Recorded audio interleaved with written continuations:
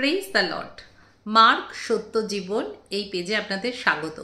আজকে ডেলি ব্রেডের যে অংশটা এসেছে সেটা হচ্ছে মার্ক লিখিত সুসমাচারের 5-এর একটা ঘটনা, যে ঘটনার কথা আমরা অনেকবারই পড়েছি। এটা আছে 25 থেকে, 5-এর 25 থেকে একটা ঘটনা আছে যে 12 বছরের প্রদর রোগগ্রস্ত একজন স্ত্রী লোক, যার 12 বছরের ঋতুস্রাব কোনোরকমভাবে বন্ধ হচ্ছিল না। প্রচুর ডাক্তার বৈদ্য করার পরও তার যখন বন্ধ হচ্ছিল না, তখন সে একদিন শুনতে পায় যে প্রভু যিশু সেখান দিয়ে যাচ্ছে। তখন তার মনে একটা কথা এসেছে। দেখো, কথাটা আমি মার্ক করেছি, কেননা সে কহিল, আমি যদি কেবল উহার বস্ত্র স্পর্শ করতে পাই তবে সুস্থ হব। এত রোগ অসুখ, এত ডাক্তার সব কিছু করার পরও যখন সে কিছু সমস্যার সমাধান করতে পারেনি, তখন তার মনে হয়েছে প্রভু যিশু সেই জায়গা দিয়ে যাচ্ছে এবং তার কিছু নয়, তার পায়ে গিয়ে পড়াও নয়, তাকে গিয়ে অনুনয় বিনয় করা নয়।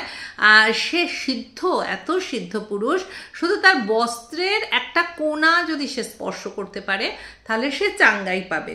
এবং তারপরে দেখা গেছে হ্যাঁ, সত্যি সেরাম হয়েছে। প্রচুর ভিড়, তার মধ্যে দিয়ে প্রভু যিশু যাচ্ছে।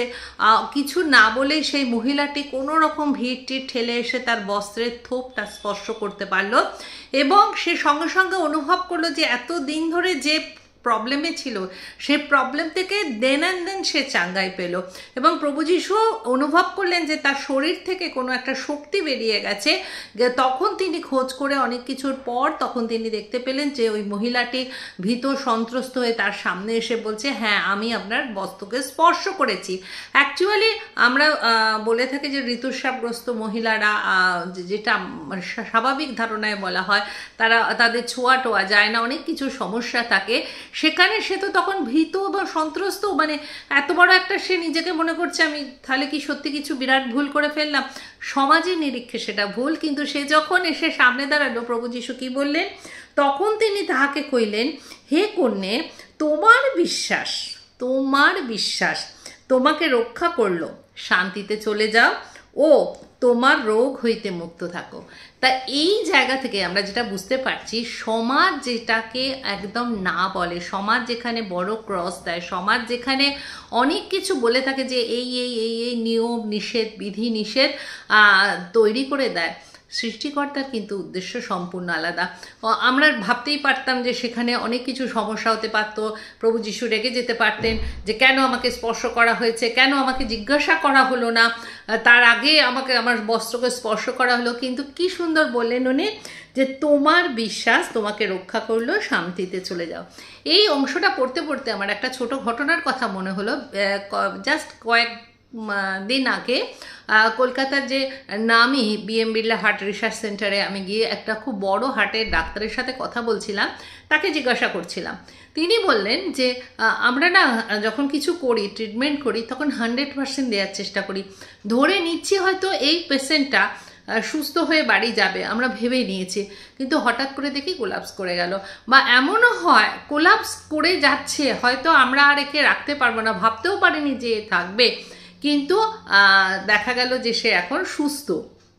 তো একটা সার্টেন সময় পর আমরা কিন্তু সবাই ঈশ্বরের উপর নির্ভরশীল, তিনি আমাকে বললেন। তা সেইখান থেকেই আমার এইটার একটা কানেকশন আমি পেলাম। দেখবে যখন ডাক্তার আমাদের কোনো কিছুতে বলে দেয় এবার ঈশ্বরের ভরসা, তখন কিন্তু আমরা সবাই মিলে ছুটি, যে সারা রাত ধরে সাধনা করি, সারা রাত ধরে আরাধনা করি ঈশ্বরের, যে যখন ঈশ্বরকে ডাকি যে তুমি আমাকে এবার রক্ষা করো। তো এটা আমরা কেন পরে যাব? আমার সেটাই প্রশ্ন, যে আমরা পরে কেন যাব? যখন শরীর, আমরা তো রক্তমাংসের শরীরের যখন কোনো একটা অংশে কিছু প্রবলেম সৃষ্টি হচ্ছে, দেখা যাচ্ছে, তখন যদি আমরা বিশ্বাস সহকারে আমাদের মুক্তিদাতা, আমাদের চাঙ্গাই দেনেওয়ালা, আরোগ্য দেনেওয়ালা যিশুর কাছে আমরা যদি আসি, প্রভু যিশুর কাছে আসি, এবং আমরা যদি বিশ্বাসের সহকারে তার কাছে নিজেকে সারেন্ডার করি, প্রার্থনা করি যে কোনো রকম সমস্যা, সেই বিশ্বাসের জন্য, যেমন সে প্রদর রোগগ্রস্ত মহিলা নিজে উদ্ধার পেয়েছিল। আমরা যদি সেই রকম বিশ্বাস যদি আমাদের মধ্যে আনতে পারি, তাহলে যখন জিনিসটা জাস্ট কোনো ঘটনার ইনসিডেন্টের জাস্ট সূচনা হচ্ছে, সেই সময় যদি আমরা পিতার কাছে আসতে পারি এবং তার কাছে প্রার্থনা করতে পারি নিজেদের চাঙ্গাইয়ের জন্যে, পিতা আমাদের তখন কি উত্তর দেন, হে কন্যে, তোমার বিশ্বাস তোমাকে রক্ষা করলো, শান্তিতে চলে যাও ও রোগ হইতে মুক্ত হও।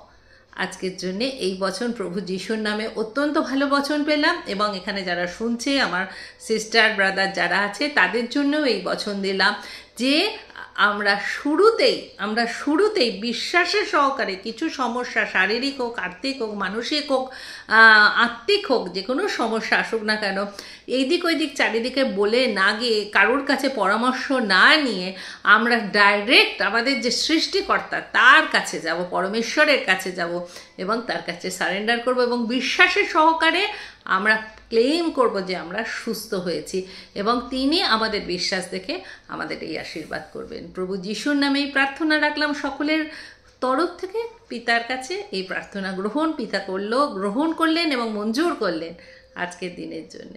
ধন্যবাদ সহকারে। আমেন।